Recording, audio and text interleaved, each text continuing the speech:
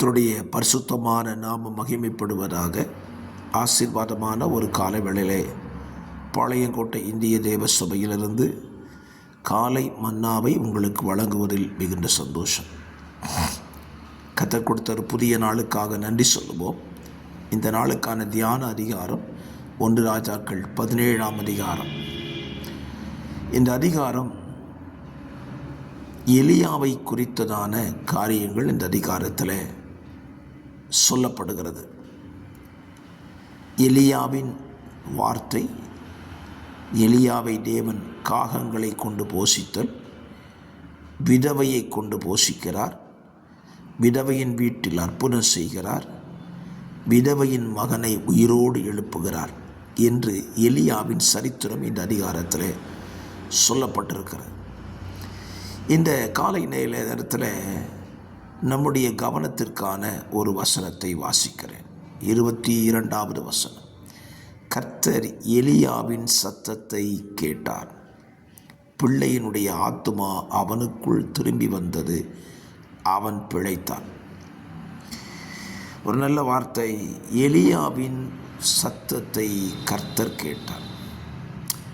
இன்றைக்கி பூமியில் பலவிதமான சத்தங்கள் அனுதினமும் தொனித்து கொண்டே இருக்கிறது. பல சத்தங்களுக்கு அர்த்தம் இல்லாமல் போய்விடுகிறது. ஆனால் தேவ பிள்ளைகளாகிய நம்முடைய வாழ்க்கையில் நாம் எழுப்புகிற சத்தங்கள் பரலோகத்தாலே அங்கீகரிக்கப்பட வேண்டும். வேத புத்தகத்தில் பார்த்தீங்கன்னா 11ஆம் அதிகாரத்தில் ஆதியாகமும், யாத்திராமம் 2ஆம் அதிகாரம் கடைசியில் பூமியிலிருந்து எழும்பின சத்தம் தேவனுடைய சமூகத்தில் எட்டினதாய் சொல்லுகிறார். அக்கிரமத்தின் மிகுதியினால் நடந்த சத்தமும் கர்த்தருடைய சமூகத்தில் எட்டிச்சு. தேவ பிள்ளைகளின் ஒடுக்குதலின் சத்தமும் கர்த்தருடைய சமூகத்தில் எட்டிச்சு. இந்த அதிகாரத்தில் ஒரு ஊழியனின் ஜப சத்தமும் கர்த்தருடைய சமூகத்தில் எட்டுகிறது. அப்படியானால் இந்த காலையில் ஒரு காரியத்தை புரிந்து கொள்வோம். நாம் பூமியில் எழுப்புகிற எல்லா சத்தங்களும் பரலோகத்தை எட்டும்.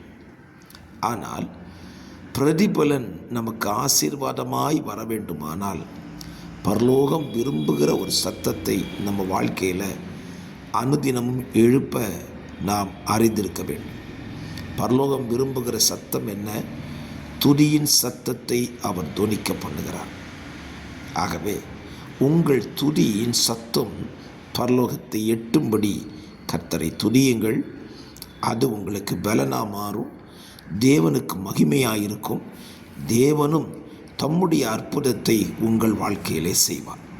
பரிசுத்த பிதாவே, இந்த காலவெளியிலே எங்கள் துதியின் சத்தத்தை கேட்டு எங்களுக்கு நன்மை செய்ய காத்திருக்கிறதுக்காய் ஸ்தோத்திரம். இயேசுவின் நாமத்தில் பிதாவே, ஆமென்.